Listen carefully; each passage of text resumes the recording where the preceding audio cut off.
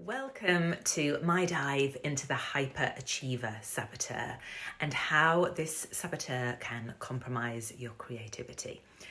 Now, before I start, I want to be absolutely clear that I do not think that there is anything wrong with wanting to achieve success in a creative profession.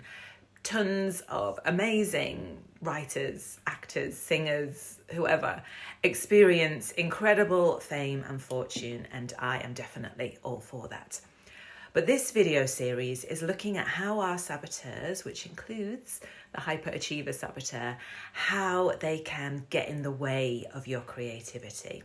And so, with that in mind, I'm going to ask you a question to see if you might have this saboteur. Do you find that you frequently say, "I'll be happy when," or "I'll have proved myself worthy when"? And that when could be when you get an agent.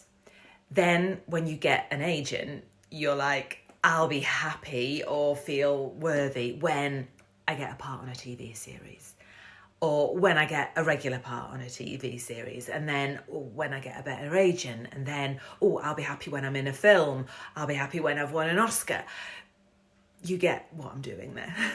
Now, again, there is nothing wrong with wanting any of those things, but the difference is with a hyper-achiever saboteur, you prefix all of them with, "I'll be happy when I achieve whatever," or "I'll have proved myself when I achieve whatever," rather than, "I'm happy right now," pretty much, more or less, or "I feel completely worthy right now," regardless of whether I'm seen as successful or not. So the thing to watch out for with a hyper-achiever saboteur is that your happiness, your identity, your self-worth is inextricably linked to achievement and success. Now, as you know, creative careers or journeys are full of ups and downs. So if you only feel happy or validated when you're on that up peak, so when you've got that part in a TV show, or when you've just published a novel or won a script writing competition, what happens the rest of the time? During the even-keeled times, or during the down times, because most creatives have them. So if you haven't had a part for a while, or you've had a couple of scripts rejected, and it's completely natural to feel disappointed, but when those experiences erode your sense of self-worth, that has a knock-on effect on your well-being, your relationships, and ironically, your chance of future success. So that's when you can get into this cycle of always chasing, always working, always hustling.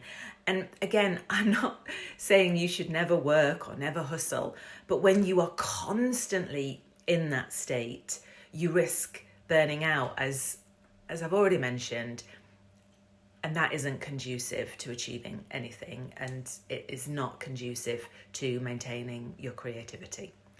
So what's the alternative? Well, you can still have ambitions and shoot for the moon, but if you think you might have a hyper-achiever saboteur, it's about taking some time to slow down. And that will feel incredibly uncomfortable because the hyper-achiever saboteur doesn't want you to pause and doesn't want you to look at any of this. But rather than looking outside of yourself for that validation and sense of self-worth, it's about taking some time to look inwards and reconnect with what your creative soul self wants. Because when you can reconnect with that part of you, then you've got extra resource to draw from. And then, ironically, you are more likely to achieve success because you're not constantly chasing it. You are pacing yourself and you are in command of your life and your creativity. So that's an introduction to the Hyper-Achiever Saboteur. If you want to find out more about how you can turn the volume down on your saboteurs and turn the volume up on your creativity, follow me or check out my other saboteur videos.